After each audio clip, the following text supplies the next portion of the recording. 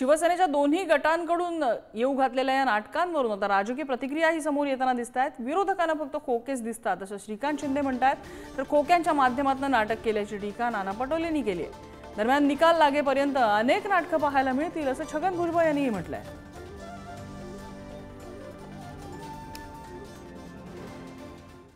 बघा, कुठल्या राजकीय पक्षाला कुठलं नाटक करायचं असेल ते त्यांनी करावं, आणि असंही त्यांनी महाराष्ट्राचं नाटक खोक्याच्या लोकांनी केलेलंच आहे।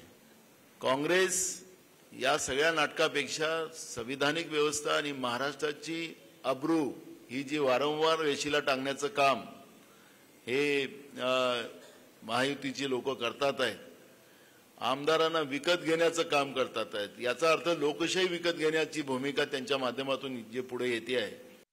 मुख्यमंत्र्यांच्या राजकीय प्रवासावर नाटक येतं, विरोधकांकडून 50 खोके एकदम ओके असं दुसरं नाटक रंगमंचावर आणलं जाणार। ठीक आहे ना, आता जोपर्यंत निवडणुकीचे निकाल लागत नाही तोपर्यंत अनेक नाटकं आपल्याला पाहायला मिळतील।